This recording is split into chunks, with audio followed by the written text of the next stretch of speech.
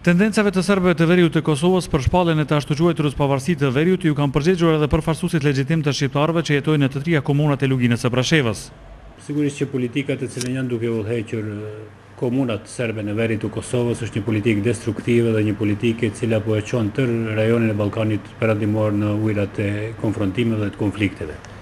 Fatmirësisht një politikë e tillë nuk e ka për krajën e qendrave kryesore të vendosjes, Bashkimit Evropian, NATO-s dhe Shteteve të Bashkuara, sa i përket kërkesave të shqiptarëve të Luginës Preshevës, ato janë përcaktuar në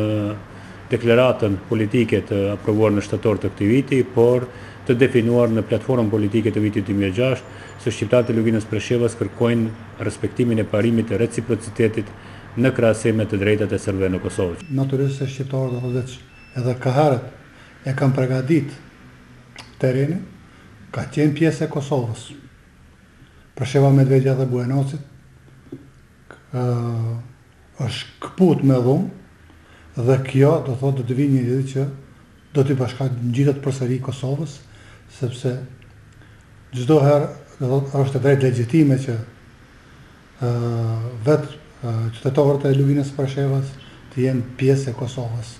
Lugina e Prashevës, edhe pse gjeografikisht rrihet përgjatë brezit kufitar që tashmë i ndan dy shtetet, Republikën e Kosovës dhe atë të Serbisë, shqiptarët e këtu kanë pasur disa herë kërkesa për bashkangjitje të kësaj pjese me Kosovën. Referendumi i vitit 1992, moto e të cilit ishte autonomi territoriale me të drejtë bashkangjitje e Kosovës, si dhe lufta e ushtrisë qendrore për Preshevë, Medveshë dhe Bujanos, janë vlerat të këtij aktiviteti. Por, duke pas parasysh rrjedhat politike, shqiptarët e Luginës kanë marrë pjesë në të gjitha proceset integruese në Serbi përkundër diskriminimit të vazhdueshëm që shteti ka bërë ndaj tyre.